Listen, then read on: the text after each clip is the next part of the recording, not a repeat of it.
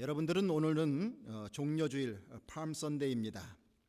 종려주일은 예수님께서 이제 십자가를 지시기 전에 예루살렘에 입성하실 때에 사람들이 종려나무 가지를 가지고 흔들면서 호산나 호산나를 외치면서 주님을 환영하던 일, 그 일을 기념하는 주일이고요. 또 이제 예수님이 십자가에 달려 돌아가시는 그 귀한 사역을 우리가 기념하는 고난주간이 시작되는 주일입니다. 이스라엘 사람들에게는 중동 사람들에게 다 해당되는 얘기지만 종려나무는 굉장히 귀한 것으로 취급되고 있습니다. 풍요와 번영과 승리를 의미하게 되는 것이지요. 그래서 구약 성경을 보면 성전을 짓는데 성전 여러 곳곳에 귀한 문양을 새깁니다. 그 문양 중에 하나가 바로 종려나무가 빠지지 않고 있었습니다. 시편 92편 12절에도 보면 이런 성경 구절이 있습니다. 의인은 종려나무같이 번성하며 레바논의 백향목같이 성장하리로다 라고 말하고 있습니다. 의인으로 사는 삶을 하나님께서는 종려나무같이 번성하게 하신다. 번성하는 상징을 나타내주고 있습니다. 종려나무는 사람들에게 휴식처도 주고요, 열매도 주고요, 또 잎으로 초막을 만들 수 있고 또 지붕을 할 수 있는 그런 재료로 쓰여집니다. 이 귀한 나무 가지를 베어서 예수님의 예루살렘 입성을 이스라엘 백성들이 환영했다 하는 말입니다. 역사적으로 보면은 약 주전 200년경에 이제 마케도니아의 셀루키드라고 하는 사람이 예루살렘을 쳐들어와서 점령을 하게 되었습니다.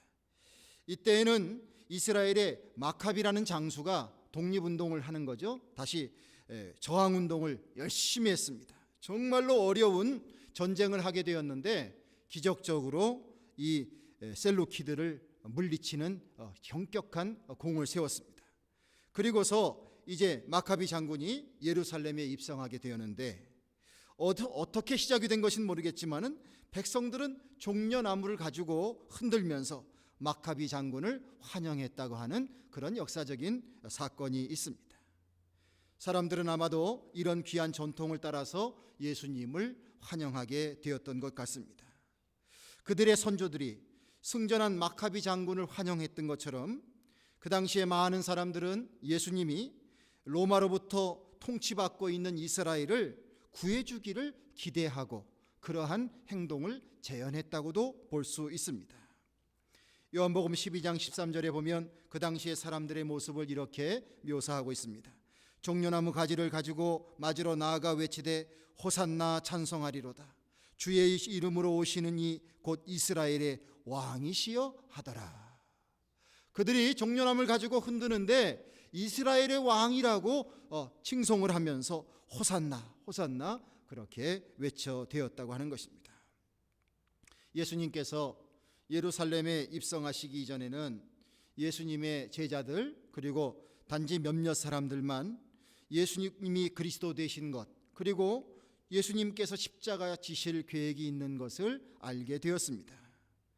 십자가에 못 박히신 성금요일 일주일 전에 제자들은 예수님께서 예루살렘에 입성하실 것과 거기서 죽게 되실 것일과 또 부활하시게 되실 것이라는 그 이야기를 듣게 됩니다. 마가복음 10장 32절에 34절에 그 내용이 나와 있습니다.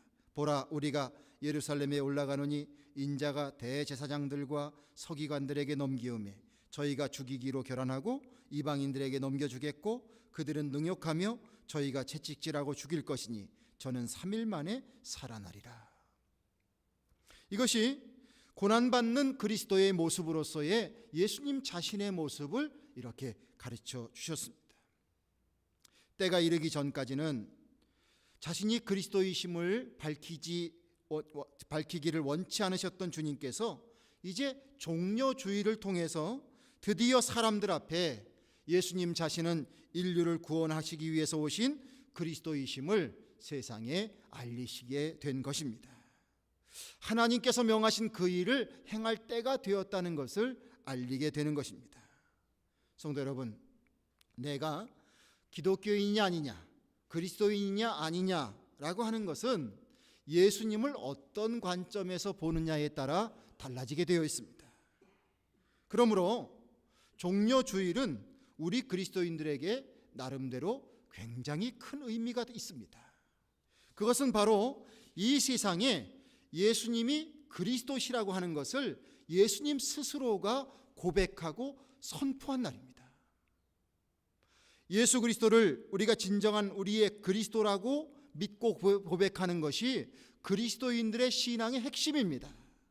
그렇게 볼 때에 종려주일은 우리에게 상당한 의미가 있는 주일인 것입니다.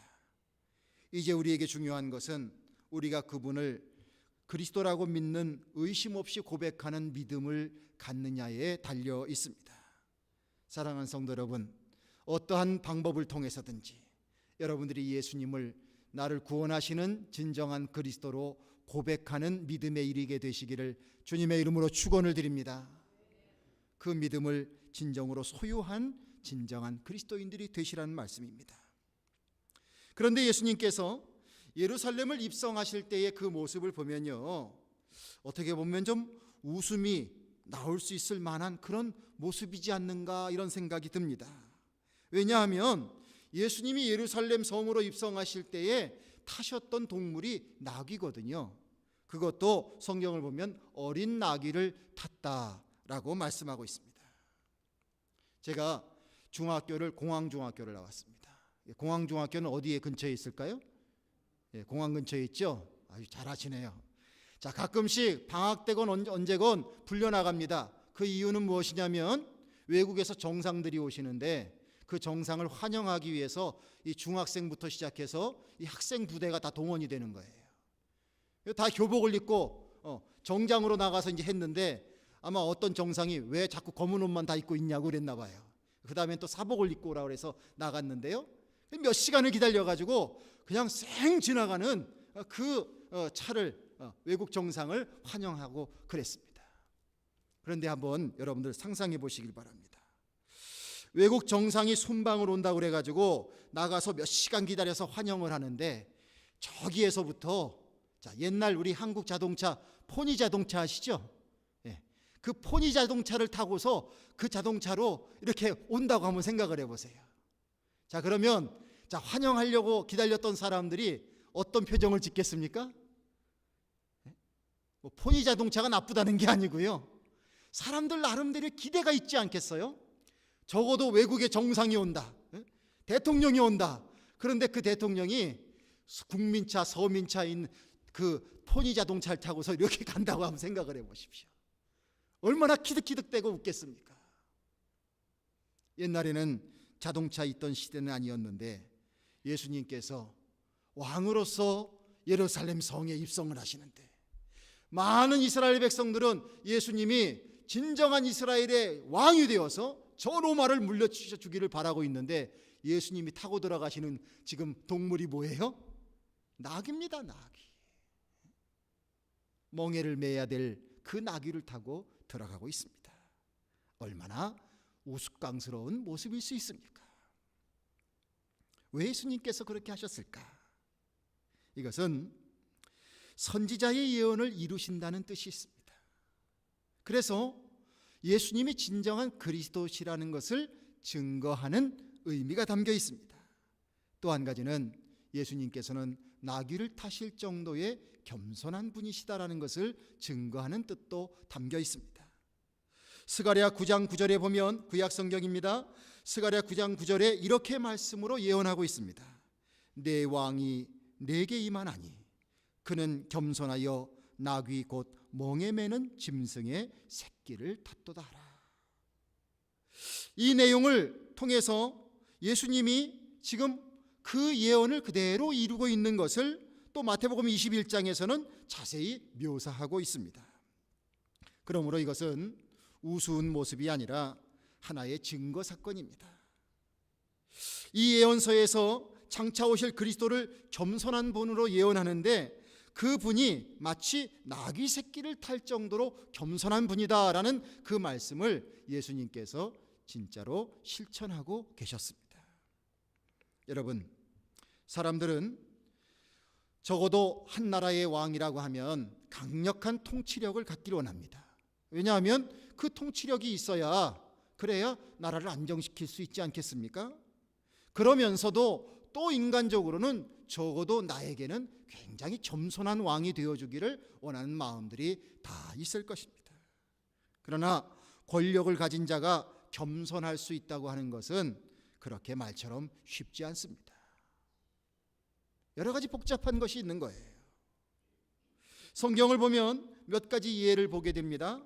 한번 여러분들에게 여쭤보겠습니다. 자, 솔로몬 왕은 훌륭한 왕입니까? 아닙니까? 대답을 안 하시네. 자, 솔로몬 왕은 훌륭한 왕이에요? 아니에요? 예, 훌륭한 왕이죠. 근데 또 훌륭하지도 않아요. 두 가지가 다 있습니다. 자, 어떤 면을 한번 보십시다. 왜 그가 훌륭한가? 자, 왕위를 물려받았습니다. 하나님께 지혜를 구하기 위해서 1000번제를 드렸습니다. 그냥 우리처럼 예배 드리는 것도 아니고요, 매번 번거롭게 제물을 드리면서 하는 제사를 1000번제, 1000번을 드렸습니다. 그러면서 하나님께서 주실 지혜를 간구하는 왕이었습니다.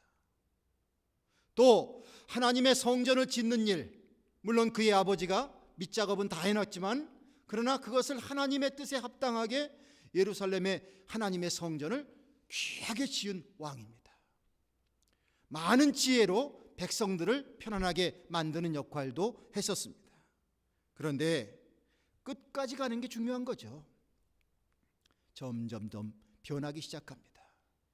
사울왕이 변하여서 나중에는 하나님의 뜻을 거역하고 그렇게 불명예스러운 죽음을 맞이한 것처럼 솔로몬도 세월이 흐르면서 그의 그 성실함이 사라지기 시작했습니다.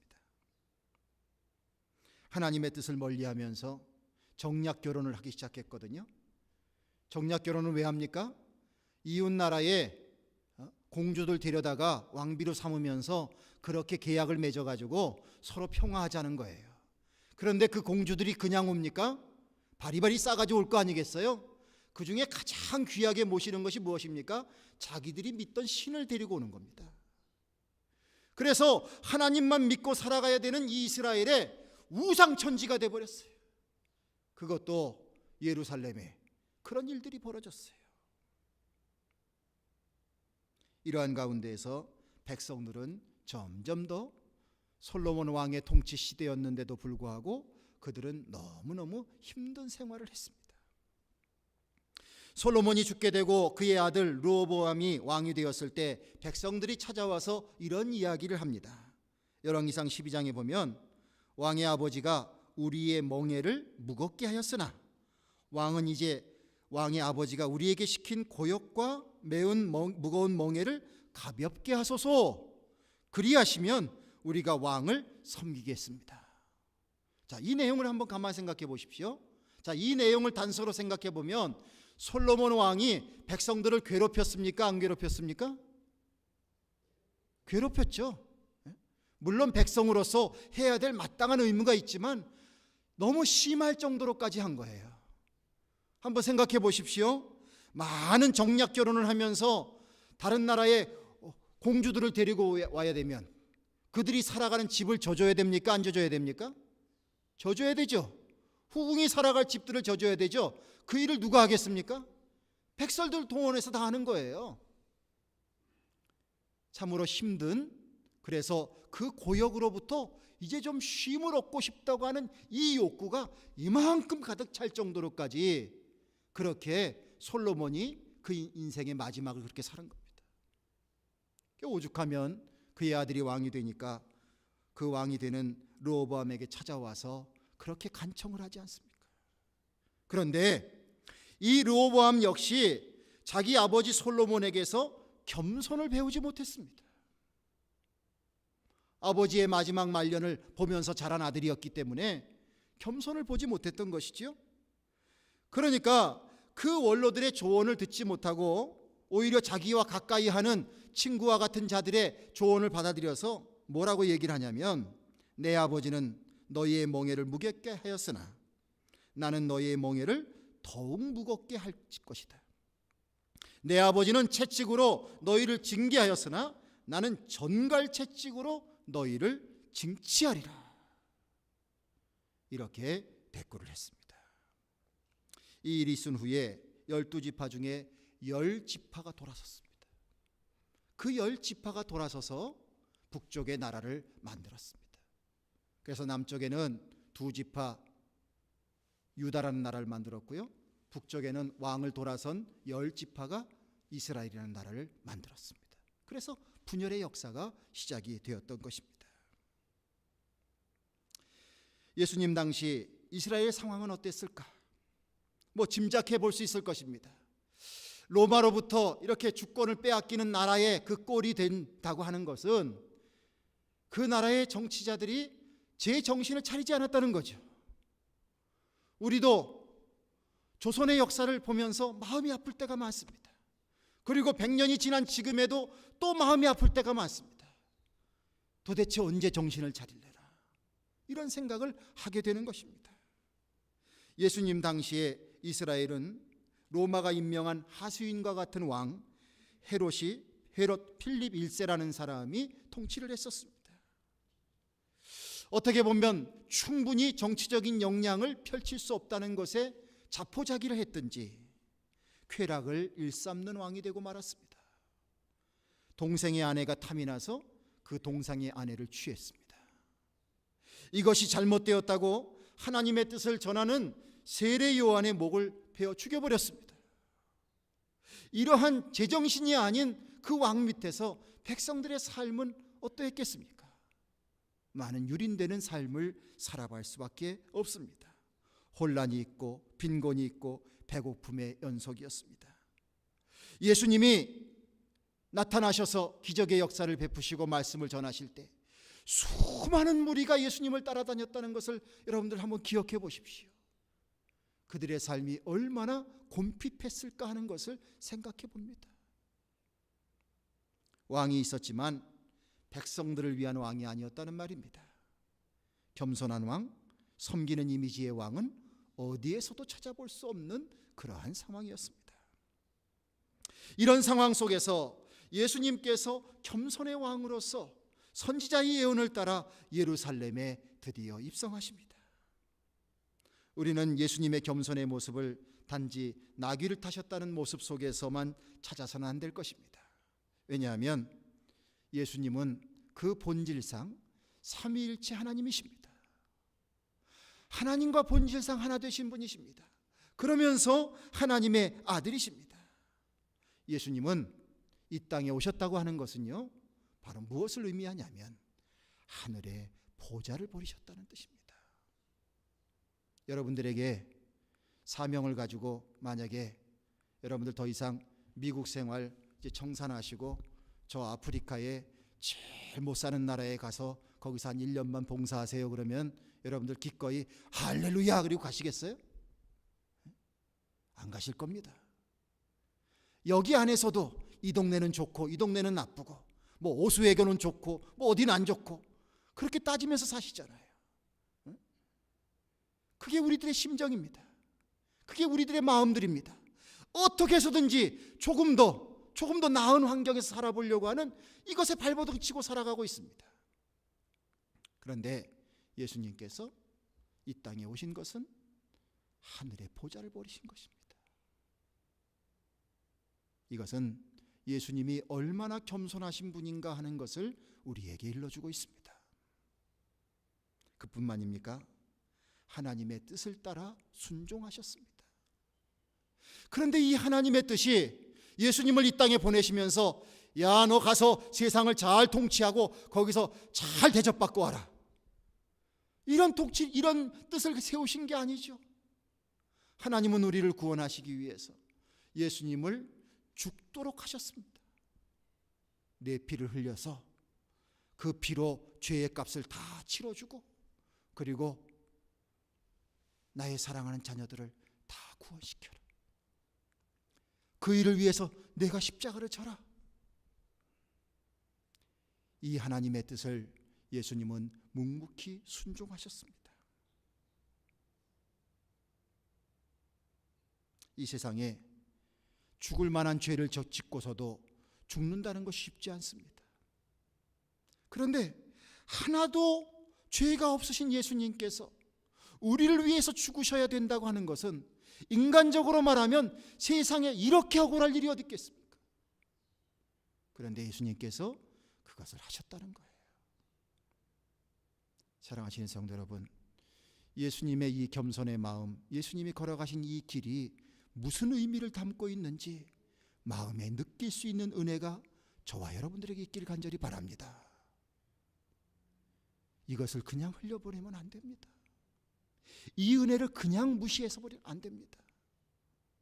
예수님이 걸어가신 그 길에 대한 이 얼마나 값지고 소중한 것인지 이것을 우리가 느낄 수 있는 믿음의 사람들이 되어야 될 줄로 믿습니다. 예수님은 참으로 겸손한 분이셨습니다.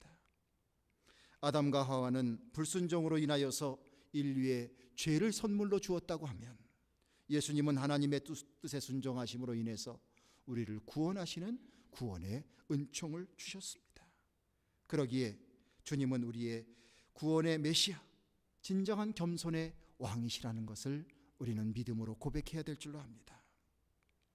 마태복음 11장 29절 이하에서 예수님은 이렇게 말씀하고 계십니다. 나는 마음이 온유하고 겸손하니 나의 멍에를 메고 내게 배우라. 그리하면 너의 마음이 쉼을 얻으리니 이는 내 멍에는 쉽고 내 짐은 가벼움이라. 나는 마음이 온유하고 겸손하니 내게 배우라. 예수님이 자랑하시기 위해서 이런 말씀하신 것 아닙니다. 예수님은 진정으로 그런 분이십니다. 그 예수님을 우리가 배워나갈 때에 우리의 삶에는 진정한 변화가 있다는 것을 말씀해 주고 계십니다. 믿는 자들에게 겸손으로 순종하는 것이 얼마나 중요한지 알려주십니다.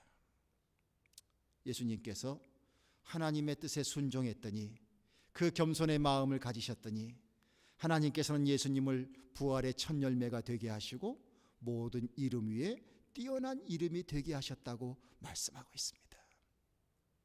한번 여러분들에게 여쭙겠습니다. 하나님의 뜻대로 순종하고 겸손한 삶을 살면 우리는 패배한 인생이 될까요? 성공한 인생이 될까요? 잘 모르시나 봐요. 성공한 인생이 될 줄로 믿습니다. 예수님을 그렇게 되게 해주셨잖아요. 예수님을 통해서 그것을 보여주셨잖아요. 그러니까 우리도 믿음으로 나아가면 주께서는 우리를 그렇게 만들어 주신다는 것입니다. 세상 사람들이 바라볼 때는 왜 그렇게 미련한 길을 걷냐고 그렇게 비방하고 조롱할지 모르지만 하나님께서 우리와 함께 하시기 때문에 우리는 끝내는 승리하게 될 줄로 믿습니다. 이 길을 참 길로 여기고 참 진리라고 여기고 그렇게 살아가자는 것이죠. 예수님이 예루살렘에 입성하실 때에 호산나 찬송하리로다. 주님의 이름으로 오시는 이여 우리 조상 다윗의 나라여 가장 높은 곳에서 호산나. 하늘에는 평화요 가장 높은 곳에서는 영화로다. 백성들이 부르짖었던 호산나라는 말은 이제 우리를 구원하소서, 아무쪼록 구원해 주시옵소서, 구원해 주시길 바랍니다, 이런 절규의 소리입니다. 간절한 소망의 말이라는 뜻입니다. 백성들이 예수님의 생애를 바라다 보면서 예수님이 예루살렘에 입성하시게 될 때에 많은 기대를 했을 것입니다. 어떤 사람은 병 고치는 예수님의 모습을 보았을 것입니다. 어떻게 예수님이 저런 병을 다 고치실 수 있을까? 너무나 놀랐을 것입니다. 어떤 사람은 베다니에서 죽었던 나사로가 살아나는 것을 보았습니다. 너무나 놀랐습니다. 도대체 예수님이 과연 어떤 분이실까? 너무너무 큰 기대와 궁금증을 가졌을 것입니다. 또 많은 사람들은 오병이어 기적의 현장에서 예수님이 나누어 주시는 그 기적의 떡과 기적의 물고기를 먹은 사람들입니다. 어떤 권서자들 앞에서도 결코 굴하지 아니하시고 당당하게 맞서는 예수님의 그 당당함을 본 사람도 있을 것입니다. 그뿐만이 아닙니다. 예수님께서 쏟아놓으신 말씀을 통해서 이 말씀이 어떤 것은 이해할 수 있고 어떤 것은 이해할 수 없지만 어쨌든 그 예수님의 주시는 말씀이 어찌나 지혜로운지 그 예수님의 하시는 말씀에 감복하는 사람이 있었을 것입니다. 옛날 시대의 많은 사람들은 귀신에게 늘 두려움을 가지고 살고 있었습니다. 그런데 귀신이 벌벌 떨면서 예수님 앞에서 도망치는 이 현장을 본 사람도 있었을 것입니다. 사람들의 기대는 이만큼 컸을 것입니다. 예수님께서 예루살렘에 입성하신다고 하니까 사람들은 고대하는 거죠. 예수님, 이제 드디어 예수님께서 우리의 왕이 되어주시는군요. 우리가 예수님을 그렇게 모셔다가 왕을 삼으려고 했는데 예수님께서 그렇게 사양하시더니 이제는 드디어 왕이 되시려고 오시는군요.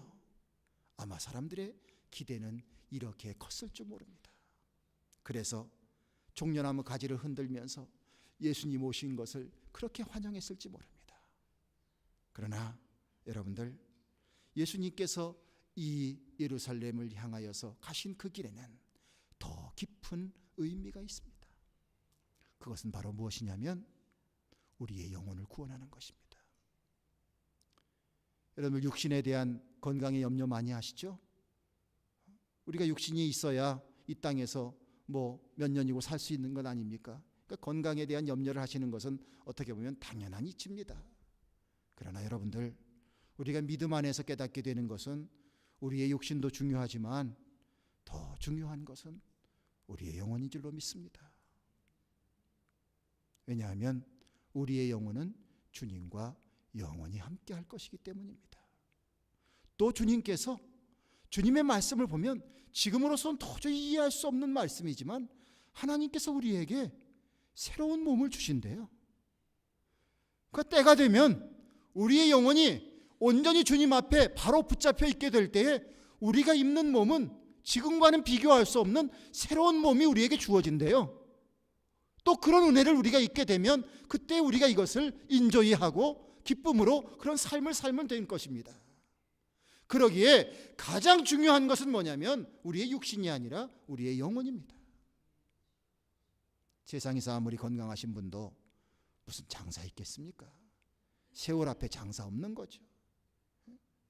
세월 앞에 장사 없어요. 아무리 이렇게 저렇게 해도 우리의 육신은 후퇴할 수밖에 없습니다. 우리에게 마지막까지 붙잡아야 될 것은 바로 뭐냐면 우리의 영혼인 줄로 믿습니다. 구원받은 존재, 구원받는 존재로서 하나님 은혜 안에 살아가는 것, 하나님과 동행하며 버림받지 않는 자가 되는 것, 이것이 우리에게 가장 소중합니다. 남은 생애가 짧다고 여기시는 분들은 더욱더 일로 매진하시기를 주님의 이름으로 축원드립니다. 사실 어느 누구도 장담할 수 없는 거죠. 우리에게 얼마나 남았는지를 우리는 어느 누구도 장담할 수 없는 거죠.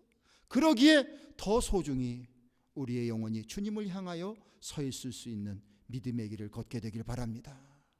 예수님께서 그 길을 걸으셨습니다.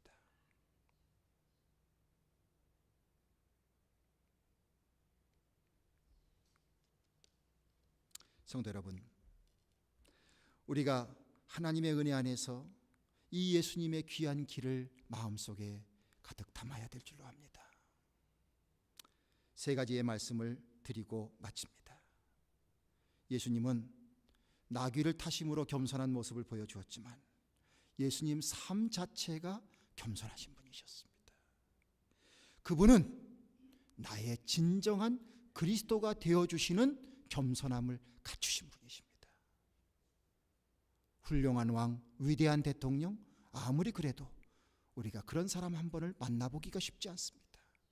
그런데 우리의 예수님은 우리 안에 오십니다. 살아계셔서 지금도 성령으로 나와 함께 하시기를 너무나 원하고 계신 주님이십니다. 이 겸손한 주님을 우리가 나의 주님으로, 나의 그리스도로 그렇게 고백하는 믿음의 이 줄을 꼭 붙잡는 성도님들 되시기를 간절히 축원합니다. 또 한 가지는 주님이 우리를 구원해 주시는 이 구원의 역사는 우리의 본질적인 문제를 해결해 주시기 위해서 오신 예수님입니다. 이스라엘의 많은 백성들은 예수님을 환호했지만 예수님께서 십자가에 달려 돌아가신 길을 택하게 되니까 그 의미가 뭔지를 모르고 예수님을 그렇게 환영했음에도 불구하고 정작은 예수님이 십자가에 달려 돌아가실 때 등을 돌리고 말았어요. 수많은 사람들이 예수님을 그렇게 하면 안 된다고 가서 매달리고 애원하면서 그 군중들 앞에서, 군사 앞에서 예수님을 보호해 드리려고 하는 모습을 보였으면 얼마나 좋았겠습니까? 그런데 여러분들, 죄송하지만 이게 인간이에요. 인간의 실체예요. 적나라한 인간의 실체입니다. 그래서 인간은 사랑의 대상이긴 하지만 믿음의 대상은 아닙니다. 사람 믿으시면 여러분들 실패하고 맙니다. 우리 예수님은 비록 세상의 왕은 되지 않으셨지만 우리의 영혼을 구원하시는 이 본질적인 문제를 해결하기 위해서 이 땅에 오신 주님이십니다. 그러므로 여러분들, 믿음의 눈이 열려서 우리 예수님을 우리가 함께 찬양하는 시간에도 했지만 예수 우리 왕이여, 나의 진정한 왕으로 고백할 수 있는 믿음에까지 이르게 되기를 간절히 축원합니다. 주님으로부터 등 돌리지 마세요. 또 한 가지는 예수님은 하나님의 뜻을 이루시기 위해서 오셨습니다. 예수님이 하시는 그 모든 일은 바로 하나님의 뜻이기 때문에 한 것입니다. 힘들고 어려운 것이었습니다. 너무나 힘든 것이었습니다. 그러나 당연히 예수님은 오셔야 됐었습니다. 그 당시의 정치적인 상황, 종교적인 상황, 모든 것이 껍데기뿐이었습니다. 진실되지 않았습니다. 하나님의 선택받은 백성이었음에도 불구하고, 하나님께서 세우신 거룩한 예루살렘이었음에도 불구하고, 홀리시티였음에도 불구하고 거기서 자행된 것은 온갖 거짓이었습니다. 온갖 위선 덩어리였었습니다. 하나님을 예배한다고 했지만 그 예배는 다 거짓된 예배였었습니다. 그러기에 이 현장 속에 그들을 구원하시기 위해서 오셔야 될 예수님이 오셔야 했던 것입니다. 예수님은 하나님의 뜻에 순종했습니다. 그 뜻에 순종했더니 그 역사로 말미암아서 오늘날 그래도 이나마 우리들이 예수님을 바라다 보고 그래도 구원받았다고 말하고 의롭다 여기심을 생각하면서 하나님을 향하여 나갈 수 있는 믿음의 사람들이 되고 있지 않습니까? 호산나 주여 우리를 구원하소서. 호산나 주여 우리를 구원하소서. 주님, 내 마음에 찾아오셔서 나를 구원하여 주시옵소서. 나는 피폐한 인간입니다. 나는 세속된 인간입니다. 나는 타락된 인간입니다. 주님, 저는 속물입니다. 주님이 오셔야 나의 인생에 참된 소망이 있습니다. 이 한 주간 마음을 다 열어서 예수님을 호산나로 환영할 수 있는 우리가 되길 바랍니다. 예수님이 걸어가시는 길에 많은 노력을 하는 사람들이 있었죠. 근데 말 못하는 나귀도 노력을 한 것 같아요. 예수님이 타신 나귀는 어떤 나귀라고요? 어린 나귀라고 그랬어요. 다른 사람이 한 번도 타보지 않은 어린 나귀라고 했어요. 그 어린 나귀가 예수님을 모셨어요. 예수님을 통하여 구원의 역사를 이루시는 이 길에 저와 여러분도 그러한 귀한 역할을 감당하게 되길 바랍니다. 주님, 나로 하여금 이런 믿음이 있게 하여 주셔서 예수님을 태워드리는 한 나귀와 같이 주님이 우리를 통하여서 역사하시는 이 귀한 일에 쓰임받을 수 있는 저희가 되게 하옵소서.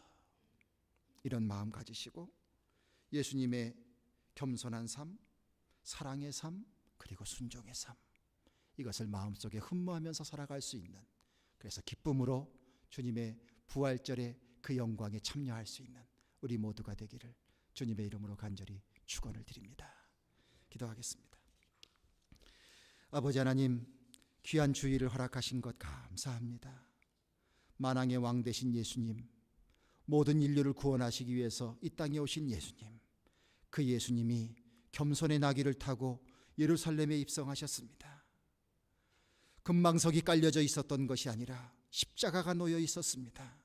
그러나 그 길을 걸어가신 예수님, 그 예수님의 희생을 통해서 아버지 하나님, 우리가 그 자리를 딛고 일어나서 구원의 대열에 참여하게 됩니다. 주여, 어찌나 감사한지, 어찌나 기쁜 일인지, 어찌나 송구한지 주여, 주님의 사랑을 몸소 간직하길 원합니다. 이 세상에 많은 일들이 있지만 그 가운데 주님을 대신할 일이 없는 줄로 믿습니다. 주여, 더욱더 주님 사랑하게 하여 주시고, 주님의 은혜를 누리게 하여 주시고, 주님의 사랑 따라 살게 하여 주시고, 주님의 축복을 경험할 수 있는 우리 모두가 되게 하여 주시옵소서. 의미 없이 찾아오는 또 한 번의 부활절이 아니라 나를 구원하기 위해서 오신 예수님의 그 보혈의 공로가 철철이 우리들의 가슴 속에 느껴지는 귀한 부활절이 될 수 있도록 주여, 주님 앞에 다가가는 우리 모두가 될 수 있도록 주님 함께하여 주시옵소서. 그러므로 말미암아 다 구원의 기쁨을 누릴 수 있는 믿음의 사람들 될 수 있도록 주여 축복하여 주시옵소서. 우리 주 예수 그리스도의 이름을 받들어 간절히 소원하며 기도드리옵나이다. 아멘.